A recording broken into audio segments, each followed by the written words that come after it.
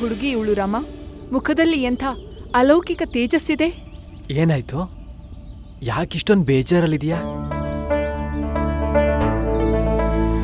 ನಾನು ಗೊಂದಲದಲ್ಲಿದ್ದೀನಿ, ಗೊತ್ತಾಗ್ತಿಲ್ಲ ಏನ್ ಮಾಡ್ಲಿ ಅಂತ. ಯಾಕೆ? ಏನಾಯ್ತು? ಈ ಗೊಂಬೆಗಳು ನೋಡ್ತಿದ್ಯಾ? ಇದನ್ನೆಲ್ಲ ನಾನೇ ತಯಾರಿಸಿದ್ದು. ಅರೇ ವಾ, ಇದ್ರಲ್ಲಿ ಬೇಜಾರ್ ಮಾಡ್ಕೊಳ್ಳೋದೇನಿದೆ? ನಿನ್ನ ಹತ್ರ ಇರೋ ಎಲ್ಲಾ ಗೊಂಬೆಗಳು ಅತ್ಯಂತ ಸುಂದರ ಮತ್ತೆ ಮನಮೋಹಕವಾಗಿದೆ. ನೀನ್ ನಿಜವಾಗ್ಲೂ ಉತ್ಕೃಷ್ಟ ಕಲಾಗಾರ್ತಿ. ಹಾ, ಖಂಡಿತವಾಗ್ಲೂ, ತಾಯಿ ಮೇಲಾಣೆ.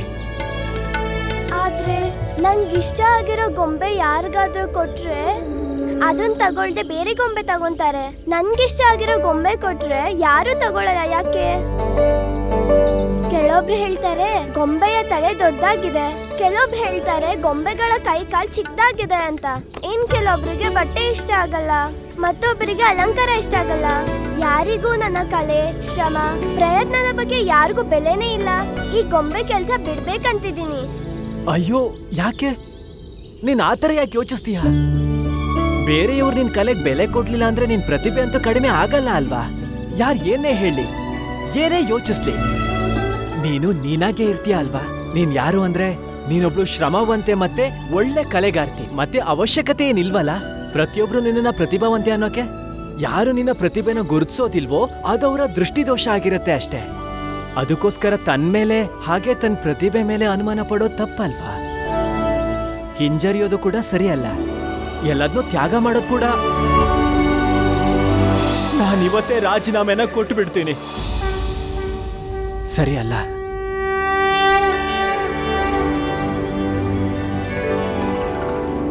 ಧನ್ಯವಾದ. ಅದೇನಕ್ಕೆ? ನನ್ಗೆ ಅರ್ಥ ಮಾಡಿಸಿದಕ್ಕೆ. ನಾನ್ ಯಾವತ್ತೂ ಹಿಂಜರಿಬಾರ್ದು ಮತ್ತೆ ಸೋಲನ್ನು ಒಪ್ಕೋಬಾರ್ದು. ಇದ್ ತಗೋ, ಇದು ನಿನ್ಗೋಸ್ಕರ.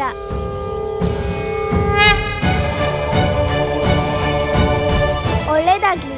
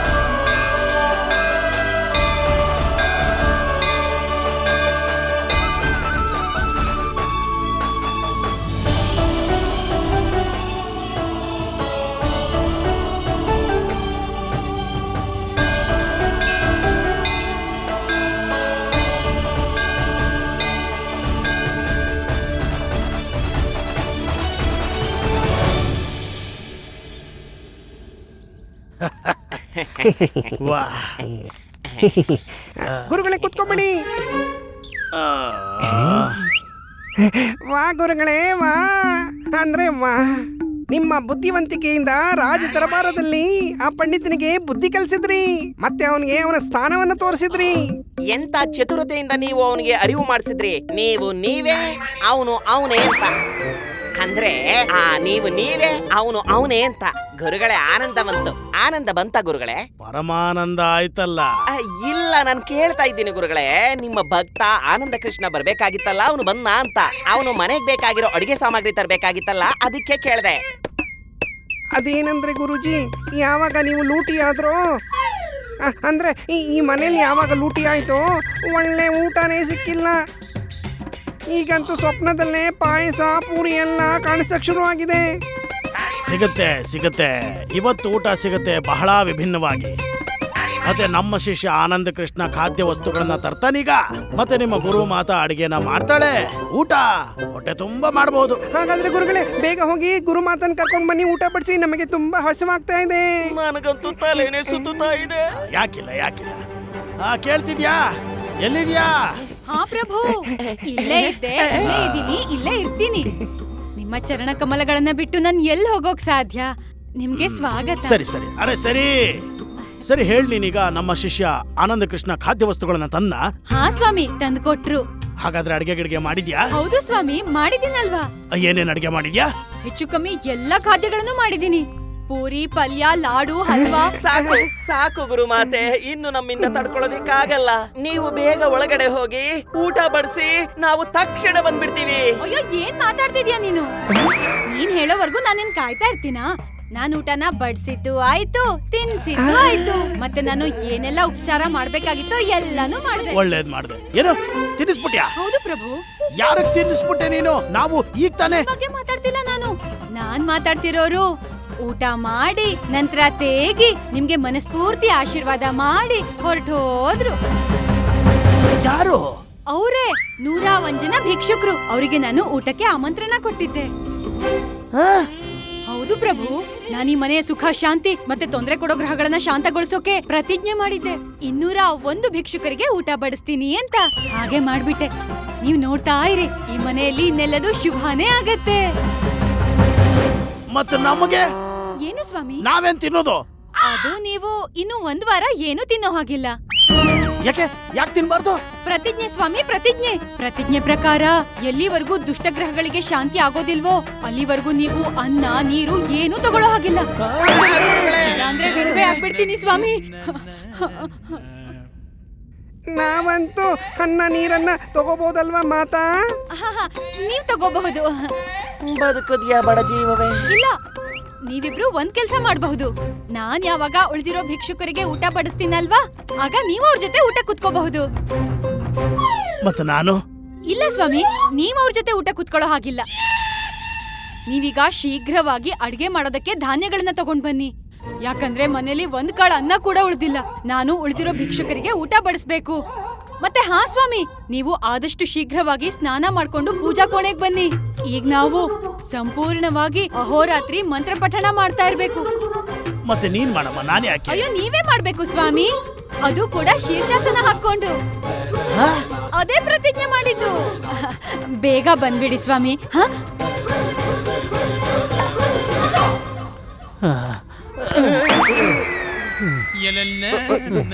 ಗುರುಗಳೇ, ಆಚಾರ್ಯರಿಗೆ ನನ್ನ ನಮನಗರಗಳು ದೇವ. ನಿಮ್ಮನ್ನು ಮಹಾರಾಜರು ಬರ ಹೇಳಿದ್ದಾರೆ. ಬರ್ತೀನಿ, ಹೋಗಿ. ಈಗಲೇ ಬರಬೇಕಂತೆ ಆಚಾರ್ಯರೇ, ತಕ್ಷಣ ಬರಬೇಕಂತೆ. ಅಂತದ್ ಯಾವ ಪ್ರಳಯ ಬಂದಿದೆ? ನನಗೂ ಗೊತ್ತಿಲ್ಲ ಆಚಾರ್ಯರೇ, ಆದರೆ ಈಗಲೇ ಹೊರಟು ಬರಬೇಕಂತೆ. ನಡೀರಿ, ಬನ್ನಿ.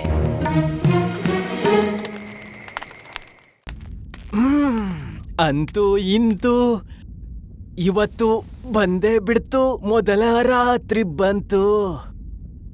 ಅಂತೂ ಇಂತೂ ಬಂದೇ ಬಿಡ್ತು, ಮೊದಲ ರಾತ್ರಿ ಬಂತು.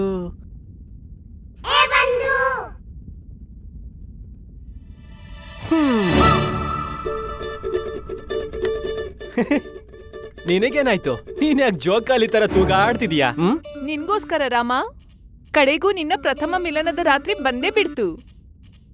ಹಾ, ಮತ್ತೆ ನೀನ್ ಮಲ್ಕೊಳ್ಳೋ ಸಮಯ ಕೂಡ ಬಂದಿದೆ. ನೀನ್ ಮಲ್ಕೋ. ಅಯ್ಯೋ ಕೇಳು,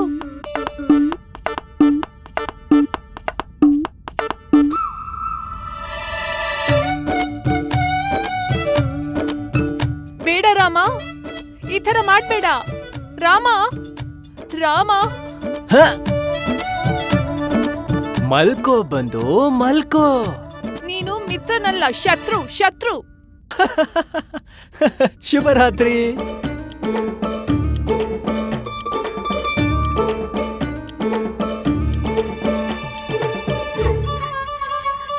ನೋಡು ಹೇಗ್ ನೋಡ್ತಾ ಇದ್ದಾನೆ ಮುದ್ಕ. ನೋಡೋಗ್ತಾನೆ ಈ ಮುದುಕ. ಇನ್ ಸ್ವಲ್ಪ ಹೊತ್ತಿನಲ್ಲೇ ಹಸಿವಿನಿಂದ ತಲೆ ಸುತ್ತ ಬಿದ್ದೋಗ್ತಾನೆ. ಇವತ್ತು ಈ ಮುದುಕನ ಅಂತ್ಯ ಸಂಸ್ಕಾರ ಖಂಡಿತ ಕಣಮಣಿ. ಜಯ ಹೋ ಗುರುಮಾತೆ. ಜಯ ಹೋ ಜಯ ಹೋ.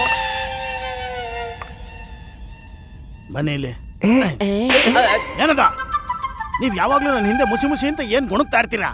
ಅದೇನ್ ಮಾತಾಡ್ತಿದ್ವಿ ಅಂದ್ರೆ ಇಂಥ ಹೊತ್ತಲ್ಲಿ ಮಹಾರಾಜರು ನಿಮ್ಮನ್ನ ಅರಮನೆಗೆ ಯಾಕೆ ಕರಿತಾ ಇದ್ದಾರೆ ಅಂತ. ಕಡಿತಾ ಇದೆ ಮಹಾರಾಜರ್ಗ. ಏ ಮೂರ್ಖ, ನನಗೆ ಎಲ್ಲಿ? ಕೈ ಅಂದರೆ ಧನ ಪ್ರಾಪ್ತಿ ಆಗುತ್ತೆ. ಬಹಳ ದೊಡ್ಡ ಮೊತ್ತ ಅನ್ಸುತ್ತೆ. ಆಗತ್ತೆ ಗುರುಗಳೇ. ಮಳೆಗಾಲದ ಬಗ್ಗೆ ಯೋಚನೆ ಮಾಡೋಂಗೆಲ್ಲ ಹಸಿರಾಗೆ ಕಾಣುತ್ತೆ. ನಡೆ.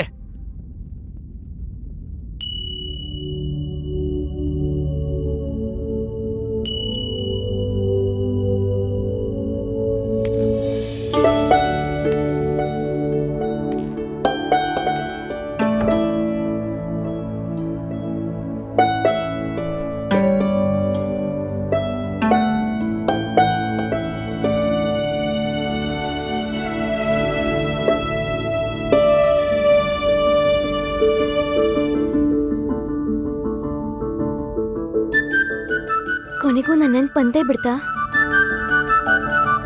ನೆನ್ಪಂತೂ ಯಾವಾಗ್ಲೂ ಬರ್ತಿತ್ತು, ಆದ್ರೆ ಈ ರಾತ್ರಿ ಇವತ್ ಬಂದಿದೆ.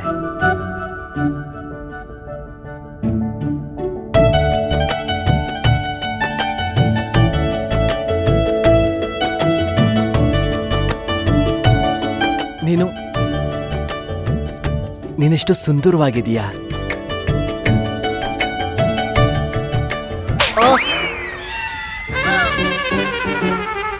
ಇದೆಂತ ಪ್ರೀತಿ ಶಾರದಾ? ಈ ಪ್ರೀತಿಗಿಂತ ಪ್ರತಿರೋಧದ ಅನುಭವ ಜಾಸ್ತಿ ಆಗ್ತಿದೆ. ಅಯ್ಯೋ, ಈಗ ತಾನೇ ನಿನ್ ಕೈ ಎತ್ತಿ ನನ್ ಕಪಾಲಕ್ ಬಾರಿಸ್ದೆ, ಮತ್ತೇನ್ ಎತ್ಲಿ? ಪ್ರಮಾಣ ಮಾಡ್ತೀನಿ, ಇದು ನನ್ ಪ್ರೀತಿನೇ. ಆದ್ರೆ ಅದೇನೋ ಆವೇಶದಿಂದ. ಹೌದಾ? ಸರಿ, ಹಾಗಾದ್ರೆ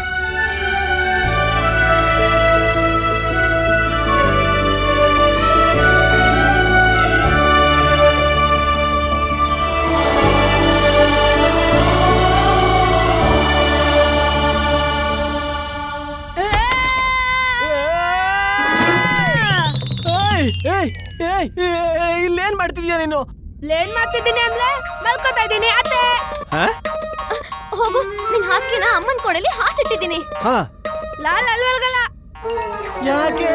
ಯಾಕಲ್ಲಿ ಮಲ್ಗಲ್ಲ? ಲೊತ್ತಮ್ಮನ ಅಲ್ವಾ, ಲಿದೆ ಬರ್ತಿಲ್ಲ. ಲಾಲ್ ಇಲ್ಲೇ ಮಲ್ಕೋತೀನಿ ನಿಮ್ಲಿಬ್ಳು ಜೊತೆ.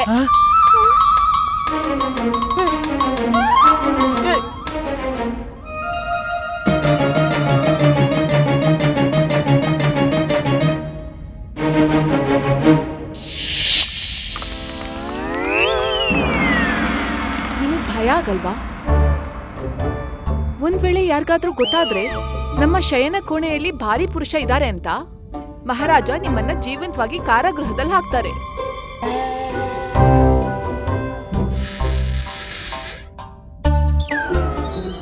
ಸರಿ, ನಾನೀಗ ಹೋಗ್ತೀನಿ. ಮಹಾರಾಜ ಬರೋ ಸಮಯ ಆಗಿದೆ. ನಾನ್ ನಿಮಗ್ ನಾಳೆ ಸಿಗ್ತೀನಿ.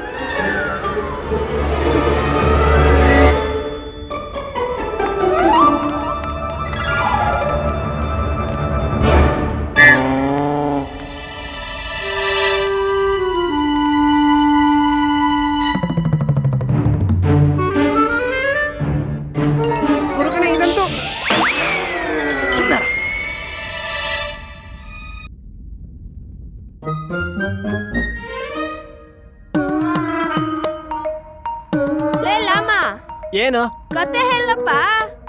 ಏನು? ಲಿದ್ದೆ ಬತ್ತಿಲ್ಲ, ಕತೆ ಹೇಳು.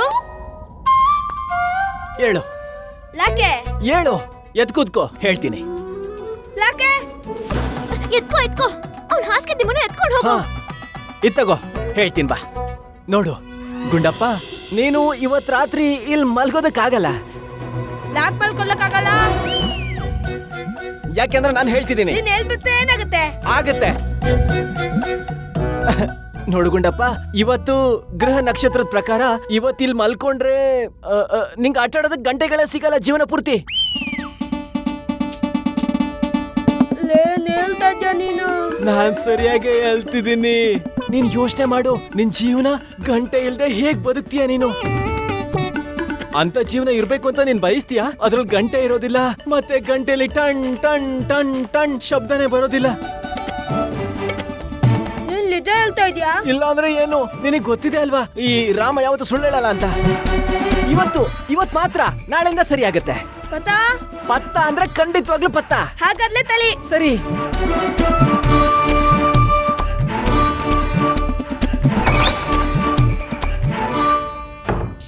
ಸಾವಧಾನ್, ಅಲ್ಲಾಡ್ಬೇಡ. ನನ್ನನ್ನ ನೀನು ಗುರ್ತಿಡಿಬಲ್ಲೆ ದುಷ್ಟ. ನಾನೇ ರಾಜ ಪುರೋಹಿತ ತಾತಾಚಾರ್ಯ. ನೀನು 4 ದಿಕ್ಕುಗಳಿಂದ ಬಂಧಿತನಾಗಿದ್ಯಾ ಪಾಪಿ. 3 ದಿಕ್ಕುಗಳಿಂದ ಗುರುಗಳೇ. 4ನೇದು ಸ್ವತಃ ಇವನೇ. ನಮಗ್ ಗೊತ್ತಿದೆ, ಅಲಗಾಡ್ಬೇಡ. ಎಂತ ದುಸ್ಸಾಹಸ ಮಾಡಿದ್ಯಾ ನೀನು? ಮಹಾರಾಜರ ಅನುಪಸ್ಥಿತಿಯಲ್ಲಿ ಮಹಾರಾಣಿಯ ಕೊಠಡಿಗೆ ಪ್ರವೇಶ ಮಾಡಿದ್ಯಾ ನೀನು? ಮತ್ತೆ ನಿನ್ನ ರಾಸಲೀಲೆ ಮಾಡ್ಬೇಕು ಅಂತಿದ್ಯಾ? ಬರಲಿ ಮಹಾರಾಜರು, ಆಮೇಲೆ ನೋಡು ಹೇಗೆ ನಿನ್ನ ಶರೀರವನ್ನ ಚಿತ್ರ ವಿಚಿತ್ರವಾಗಿ ನಿನ್ನ ಅಸ್ತಿತ್ವವನ್ನೇ ಕಳೀತಾರೆ ಅಂತ. ಇದು ನಾವೇ ಆಚಾರ್ಯ. ಇಲ್ಲೂ ಕೂಡ ನಾವೇನೆ, ನಿನ್ನ ಅಕಾಲ ಮೃತ್ಯು. ಇವನು ಮಹಾರಾಜರ ಧ್ವನಿಯಲ್ಲಿ ಯಾಕೆ ಮಾತಾಡ್ತಿದ್ದಾನೆ?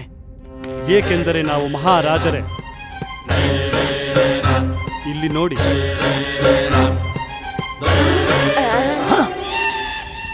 ಮಹಾರಾಜರೇ? ಹೌದು, ಮಹಾರಾಜನೇ. ವಿಜಯನಗರದ ಮಹಾರಾಜ ಶ್ರೀ ಕೃಷ್ಣದೇವರಾಯ. ಕ್ಷಮೆ ಮಾಡಿ ಮಹಾರಾಜರೇ, ನಾವು ನಿಮ್ಮನ್ನ ಗುರುತಿಡಿಲಿಲ್ಲ. ಇದರಲ್ಲಿ ನಿಮ್ಮ ತಪ್ಪೇನಿಲ್ಲ ಆಚಾರ್ಯ. ನಾವೇ ನಮ್ಮನ್ನು ಗುರುತಿಸಲಿಲ್ಲ, ಇನ್ನು ನೀವು ಹೇಗೆ ಗುರುತಿಸುವಿರಿ? ಆದ್ರೆ ಮಹಾರಾಜರೇ, ಮಹಾರಾಣಿಯವರು ಹೇಗೆ ಮಾತಾಡಿಸ್ತಿದ್ರು ಅಂದ್ರೆ ಅದು ನೀವು ಬೇರೆ ಯಾರು ಅಂತ. ನಿಮಗೆ ಗೊತ್ತೇ ಇದೆ ಆಚಾರ್ಯ ಮಹನೀಯರೇ, ತಮಾಷೆ ಮಾಡುವುದು ಅವರ ಸ್ವಭಾವ. ಹಾಗಾಗಿಯೇ ಅವರು ನಮ್ಮನ್ನು ಬೇರೆ ಯಾವುದೋ ಹೆಸರಿನಲ್ಲಿ ಸಂಬೋಧಿಸಿದರು. ಆದ್ರೆ ಮಹಾರಾಜರೇ, ಈ ಮುಖವಾಡ, ಈ ವೇಷಭೂಷಣ ಏನಕ್ಕೆ? ಅದೆಲ್ಲ ಬಿಡಿ ಆಚಾರ್ಯರೇ. ನೀವು ಹೇಳಿ, ಈ ಅವತಾರದಲ್ಲಿ ನಾವು ಹೇಗೆ ಕಾಣಿಸುತ್ತಿದ್ದೇವೆಂದು. ಬಹಳ ಚೆನ್ನಾಗಿದ್ದೀರಾ ಮಹಾರಾಜ, ಬಹಳ ಚೆನ್ನಾಗಿದ್ದೀರಾ. ಯಾರಾದರೂ ನಮ್ಮನ್ನು ಗುರುತಿಸುವುದಿಲ್ಲ ಅಲ್ಲವೇ? ಅಸಂಭವ ಮಹಾರಾಜರೇ, ಖಂಡಿತ ಇಲ್ಲ. ಬೇರೆಯವರನ್ನ ಬಿಡಿ, ಕ್ಷಮಿಸ್ಬಿಡಿ ನಮ್ಮನ್ನ. ಇಲ್ಲಿ ಇವತ್ತು ನಿಮ್ಮ ಸ್ವರ್ಗಸ್ಥರಾದ ನಿಮ್ಮ ತಾಯಿಯವರು ಇದ್ದಿದ್ರೆ ಅವರು ಸಹ ಗುರುತಿಡಿದಿರ್ಲಿಲ್ಲ. ಹೌದು, ನಮ್ಮ ಸ್ವರ್ಗೀಯ ಮಾತೆ. ಅವರಿಗಾಗಿಯೇ ನಿಮ್ಮನ್ನು ಇಲ್ಲಿ ಕರೆದದ್ದು. ಸ್ವರ್ಗಸ್ಥರಾದ ತಾಯಿಯವರಿಗೋಸ್ಕರನ? ಹೌದು ಆಚಾರ್ಯರೇ. ಆದರೆ ಈಶ್ವರನ ಕೃಪೆಯಿಂದ ಆಕೆ ಆತ್ಮಕ್ಕೆ ಶಾಂತಿ ಸಿಕ್ಕಿದೆ. ಅವರೆಲ್ಲಿದ್ದಾರೆ? ಅವರು ಬಹಳ ಹಿಂದೆನೆ ಸ್ವರ್ಗಸ್ಥರಾದ್ರಲ್ವಾ? ಹೌದು, ನೀವು ಅಲ್ಲೇ ಹೋಗಬೇಕಾಗುತ್ತದೆ. ಎಲ್ಲಿಗೆ ಹೋಗ್ಬೇಕು? ಸ್ವರ್ಗಕ್ಕೆ, ನಮ್ಮ ಮಾತೆಯವರ ಹತ್ತಿರ. ಹೋದ ಮುದುಕ. ಭೂಮಿ ಮೇಲಿನ ಭಾರ ಕಡಿಮೆ ಆಗತ್ತೆ ಬಿಡು. ಯಾಕೆ? ಅಲ್ಲ, ಕ್ಷಮಿಸಿ ಮಹಾರಾಜ್ರೆ, ನಮ್ಮಿಂದ ಏನ್ ತಪ್ಪಾಗಿದೆ ಮಹಾರಾಜ್ರೆ? ನಮ್ಮನ್ನ ಯಾಕೆ ಸ್ವರ್ಗಕ್ಕೆ ಕಳಿಸ್ತಿದ್ದೀರಾ ಮಹಾರಾಜ್ರೆ?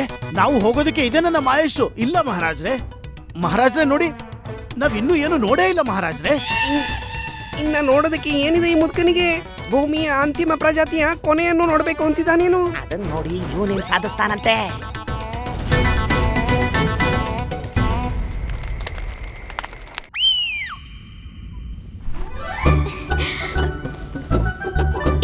ಎತ್ಕೋ. ಏನ್ ಎತ್ಕೋಬೇಕು? ಕೈ ಎತ್ತಿ ಈ ರಾತ್ರಿನ ಮುಷ್ಟಿಲ್ ಇಟ್ಕೋ. ಇವತ್ ರಾತ್ರಿನೂ ಹಾಳಾಗ್ ಹೋಗ್ಬಿಟ್ರೆ? ಏನೋ ಮುಷ್ಟಿನ ರಾತ್ರಿನ ಮುಷ್ಟಿಲ್ ಹೇಗ್ ಇಟ್ಕೊಂಡು ಕುತ್ಕೊಳಕ್ಕಾಗತ್ತೆ? ಅದು ನಿಜಾನೇ. ಹಾ.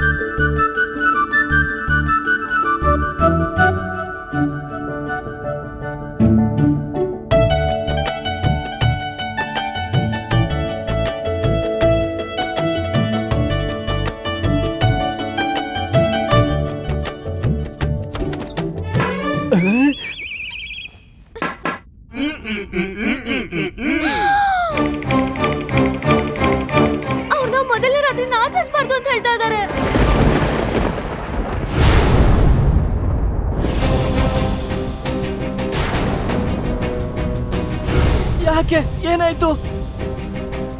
ಅಂದ್ರೆ ಇಷ್ಟೊಂದು ಆತ್ಮವಿಶ್ವಾಸದಲ್ಲಿ ಹೇಗೆ ಹೇಳ್ತಾರೆ ಇವರು ನಮ್ಮ ಮೊದಲನೇ ರಾತ್ರಿನ ಯಾವುದೇ ಕಾರಣಕ್ಕೂ ಆಚರಿಸಬಾರ್ದು ಅಂತ?